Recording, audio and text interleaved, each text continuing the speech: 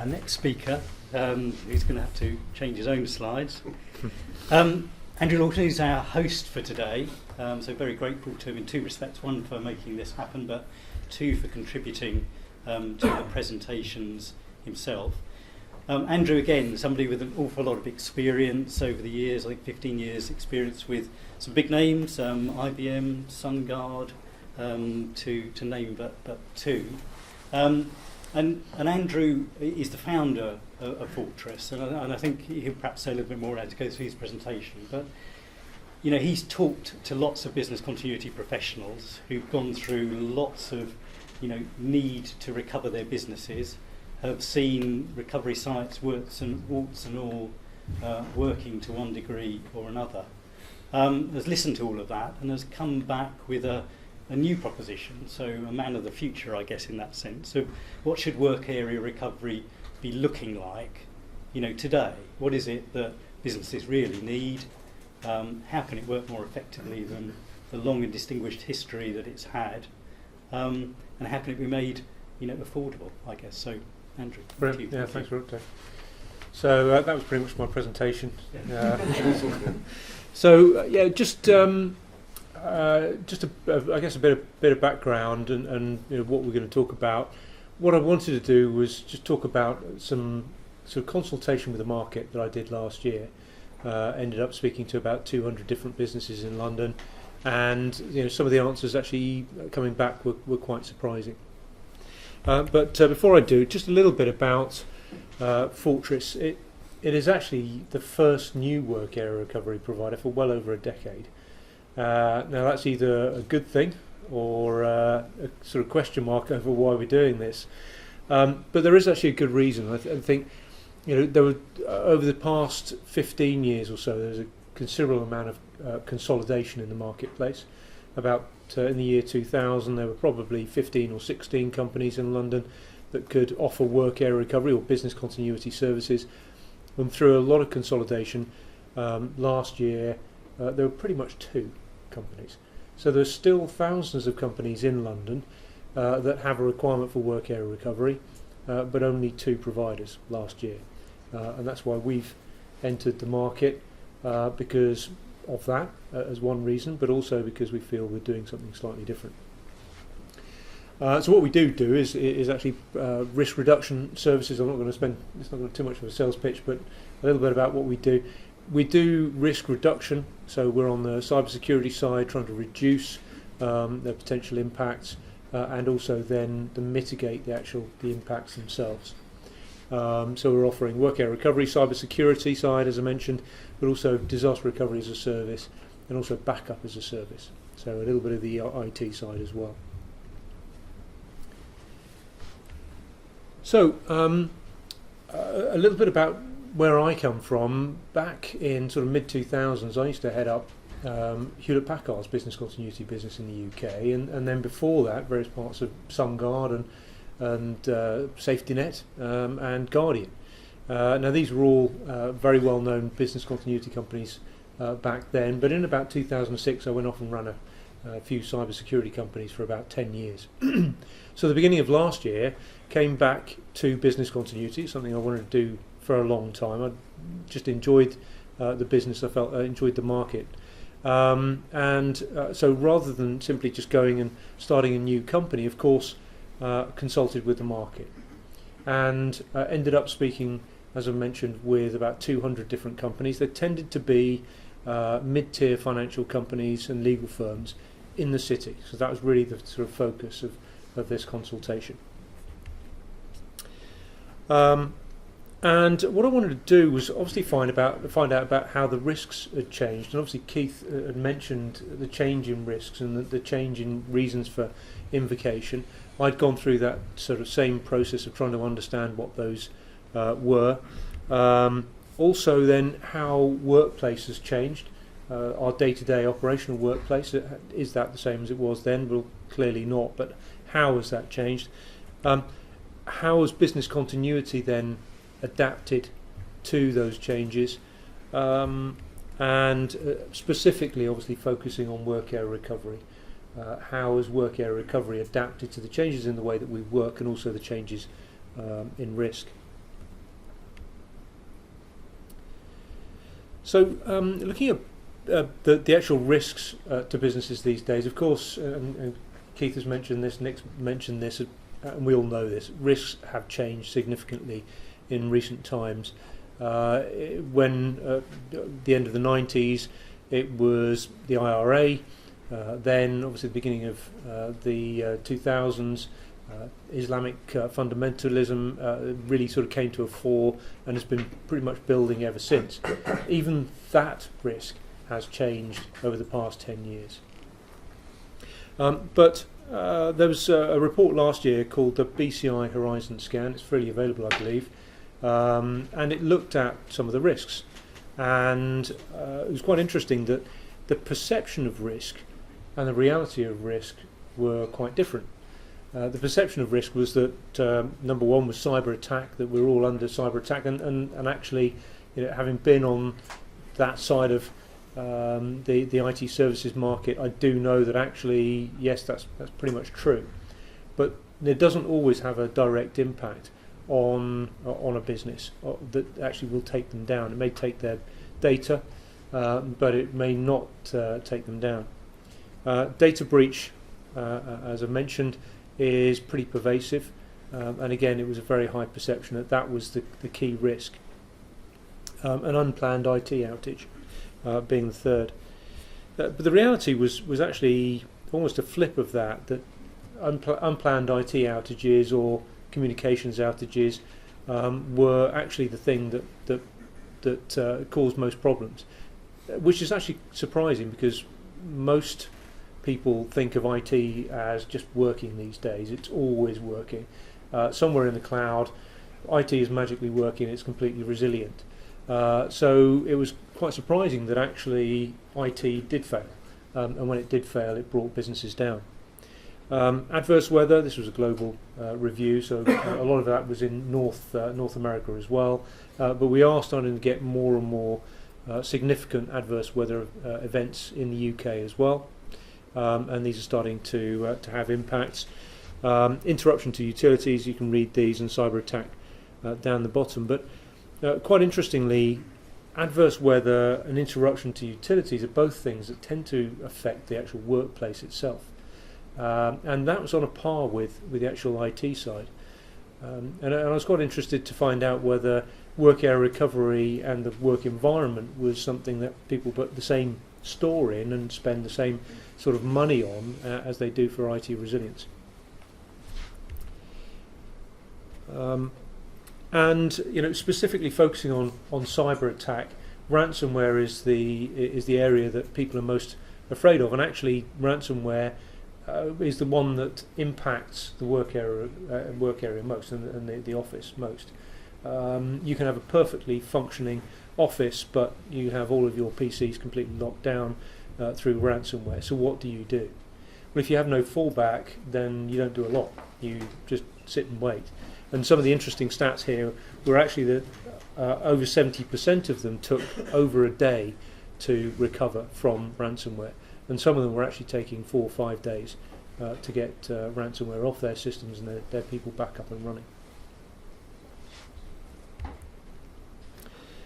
So work area recovery, is it still valid? Is there still a reason for it? I'm sort of, as both Keith and Nick have mentioned, what about the actual office? Back in sort of 2010, many people were saying, well, the office is dead, we're all going to work from home. The central London is going to be an area that was basically going to turn over to retail because no one's going to be working there. And of course, that's not happened, and it's not happened for some good reason. This is actually a picture of one of Google's offices, and although we can work from anywhere, as I think we all know, I don't think it's news to anyone, we do actually work better together.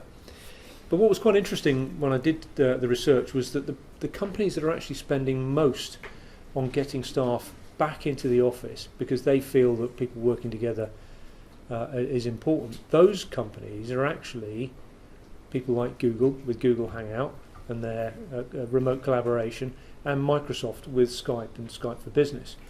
And these companies that promote these remote collaboration tools, and it's in fact part of their business plan, are spending huge sums, vast sums of money on getting people back in the office.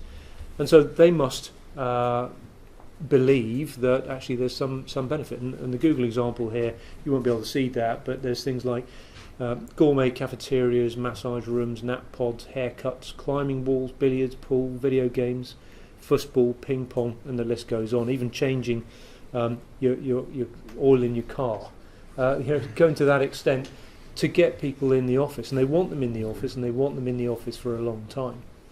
And of course, it's because people do work more effectively together. And in fact, MIT did some research called the New Science of Building Great Teams, and the stat that really stood out for me was that the performance of teams, according to them in their review, increased and improved by 35% if you brought them together physically. Now, having run a lot of sales teams, I know that if my sales team could improve in performance by 35%, I'd pretty much nail them into a room so that they could turn that out, because that's pretty impressive. And as been said before, at a time of crisis, you want your teams performing at peak performance, and so having at least the crisis management team and those core business functions in the same environment really does deliver that. So the feedback from those conversations I had last year was that overall the requirement for work area recovery, not the requirement per company, but the overall size of the requirement, had reduced. I'm going to chat with Keith later on about his experiences, because my feedback from the market was slightly different, in as much as the requirement for the percentage of a company that needs work area recovery seemed to have reduced. So, back in the 90s, 50% of the company, a lot of the company needed to be there physically because most of them couldn't work from home. But I think now what we're finding is that people can, those non-essential, non-time critical people, can work from home, but that core functions and that crisis management team needs to be together, and that tended to be about 10%. And what I also found was that what that really meant was that about 80 positions, relatively small work area recovery facility, could cover about 85% of the market. Now, back in sort of early 2000s, these work area recovery facilities, and many of them still today, organisations like SunGard and Daisy have hundreds, if not thousands, of positions in some of their facilities. But I found that actually only 80 positions covered about 85% of the requirements. Now, we've done working from home, and that was I love that conference call video. And this guy had his 15 minutes of fame, as did his children and his wife. Working from home is great, and I think for a significant chunk of a business, it's a great option to say work from home, with the caveats that Nick put forward about ensuring that you have the technology. And you have the facilities, and you've made the relevant checks. Now, what I also wanted to do was touch on, it's a bit of an eye chart, actually I should have increased the size of these, but I was talking there about FCA and prudential regulation. So if you're under the auspices of the FCA or Prudential, then it's pretty much a given that you're going to have work area recovery, or at least you will need business continuity plans, and they need to be very clear and auditable and testable. But there are other regulations that are impacted and need to be borne in mind when looking at work area recovery. So PCI, a pretty obvious one really. If you're dealing with personal data, you don't want to be doing that when you're working from home. So any organisation that's dealing with a lot of personal data, at least that team needs to be in some relatively secure environment. One coming up, of course, next May is GDPR, and again, the responsibility here is that there are guarantees that the processes and technologies are in place to ensure that the data is under control, basically, and that you can respond to any requests from your customers. Now, if you if you're working from home, then it's very, very difficult, not impossible. There are technologies that you can put in place, but it is very difficult to ensure that you've got the technology and the operational processes in place to meet the requirements of GDPR, PCI, and obviously the FCA regulation. So I think what I found is that any organisation that is trying to meet these levels of compliance is doing so for a specific group of their staff, and as Nick said, sends the rest home and says just don't work, or do work that doesn't doesn't impact on the compliance with these standards. And we also touched on health and safety. So another interesting bit of feedback from this consultation was that obviously offices have changed, and they have changed dramatically. You don't really see offices like this these days, aside from the fact they've got massive CRT screens on the desks. I certainly didn't mind seeing the back of those. What I did note was that many of the recovery centres were actually built a very long time ago. I don't think the Wembley Recovery Centre is still around, but there are a number of recovery centres that were built in the 90s and in the early 2000s in the format of offices at that time. And of course offices have changed very dramatically.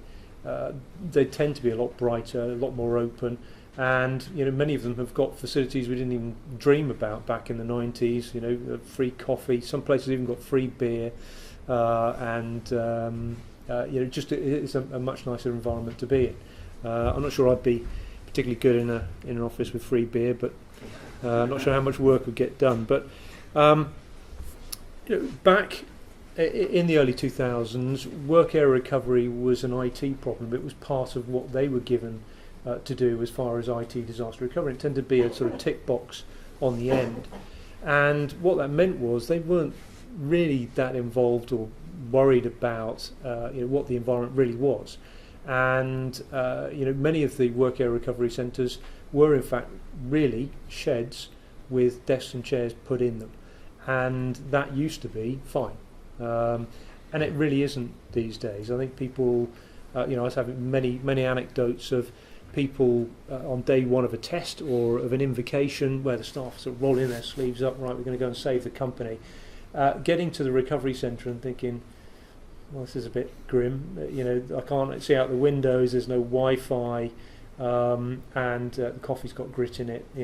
I think day two I'll be working from home, and I had quite a lot of those sort of anecdotes. And when I looked at what was important, surprisingly, a lot of the softer features of an office were much more higher priority than they were many years ago. Now, this is actually wrong, because the top there was good coffee. That was, as soon as I mentioned what can we change about work area recovery, it was give us some good coffee and good Wi-Fi, and so it was strange that these things that didn't seem to be important a long time ago were now important. And people can't obviously almost can't breathe without Wi-Fi these days. If you can't check social media of some sort, then your days come to an end. But so what we've obviously tried to do is meet those sorts of requirements. And what was also interesting was that people were saying, and this has been touched on before, is work area recovery or is business continuity just a cost, or is there actually some form of benefit to the organisation? Well, the actual process of business continuity and going through and understanding your business, what's critical to your business, and the resources that they rely on, of course, improves your understanding of that business.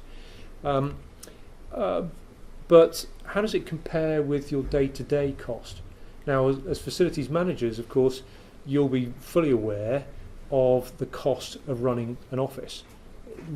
The offices costs, particularly in London these days, are huge, and a recent survey put that figure for a single workstation in London at 12k a year.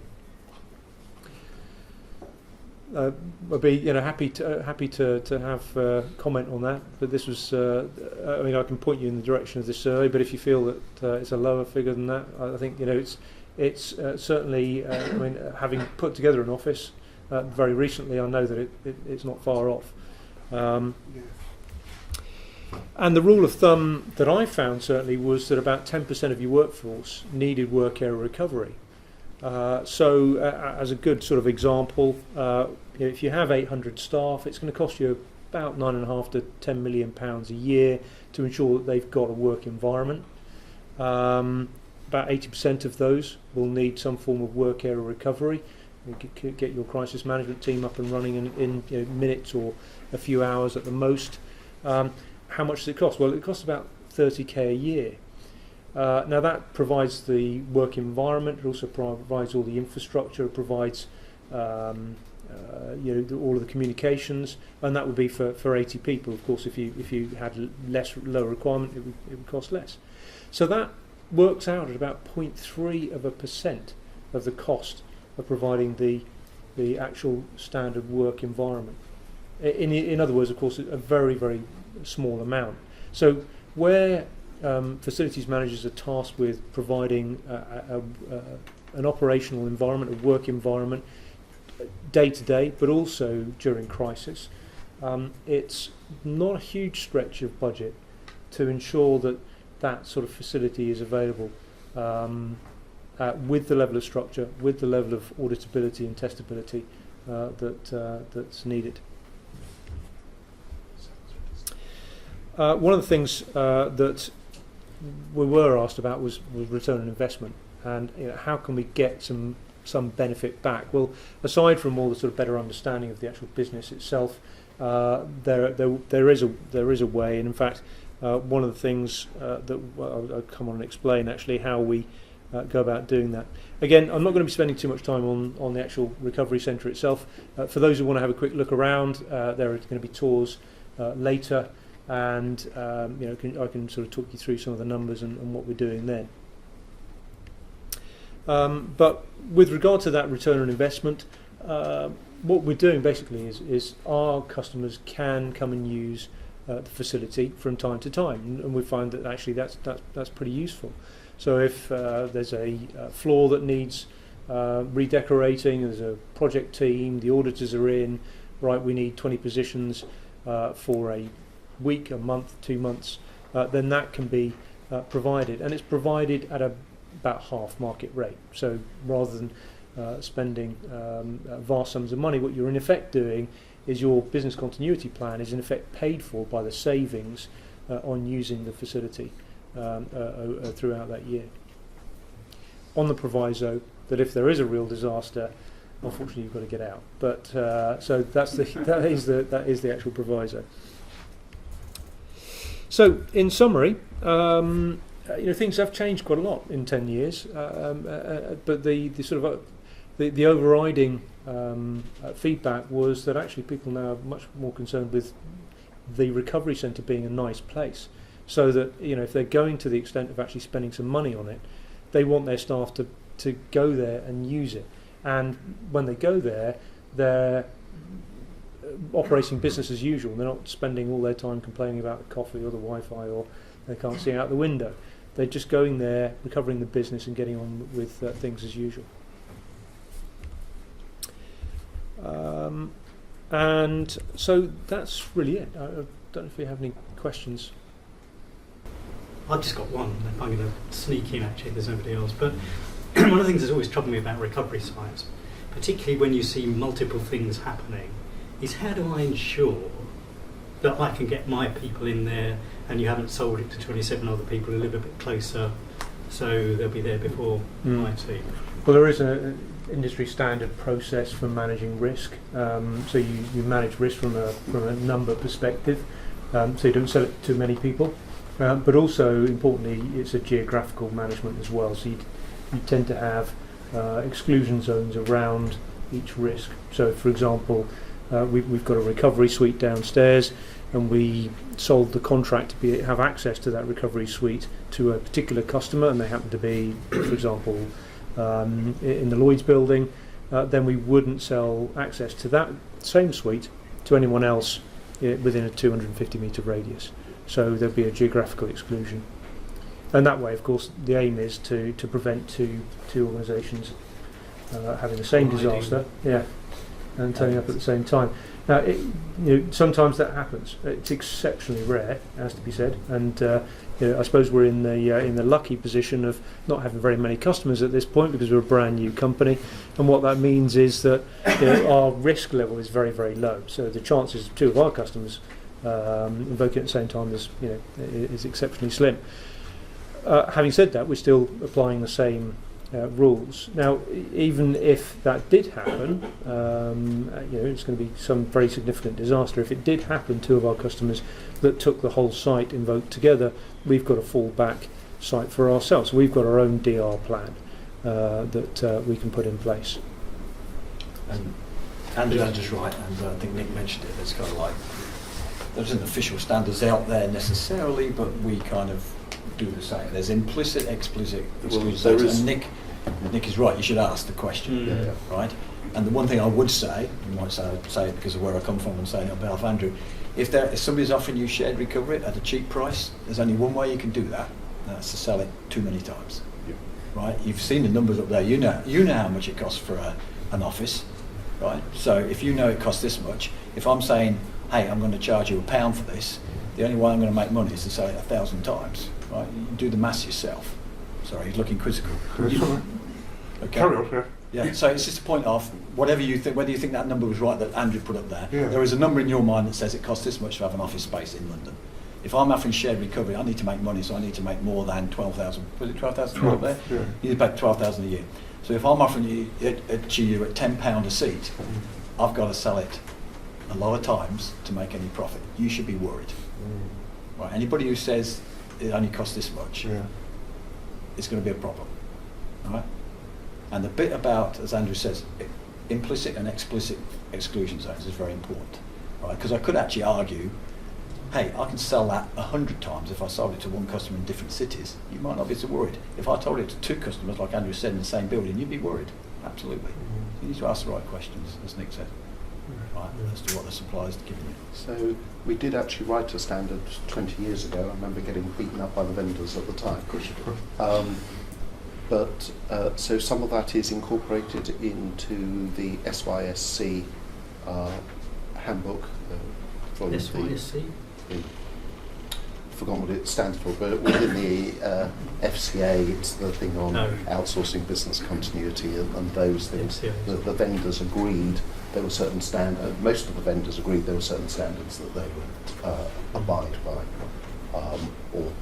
or at least have a process for managing. In fact, Keith's old company, I don't think we had a geographic. We'd done some modelling of where the risks were and how a risk could, if a bomb went off here, where the blast area was likely to be.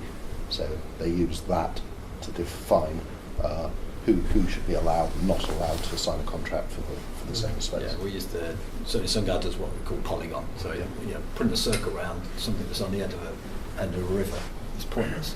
Right, so we did polygon bracket, to say, hey, we can't, exactly like Andrew said, we can't take anybody in this area because we've already committed to it. And that was noted.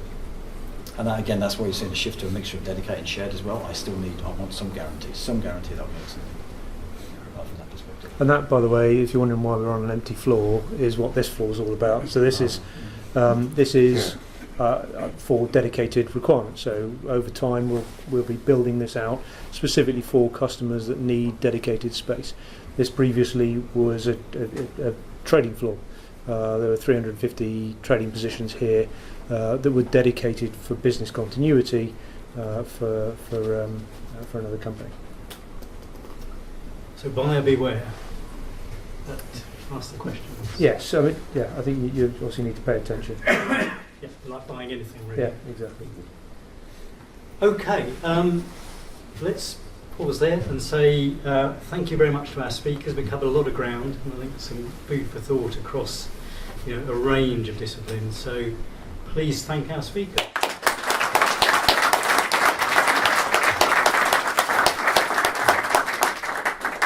So thank you all very much for coming.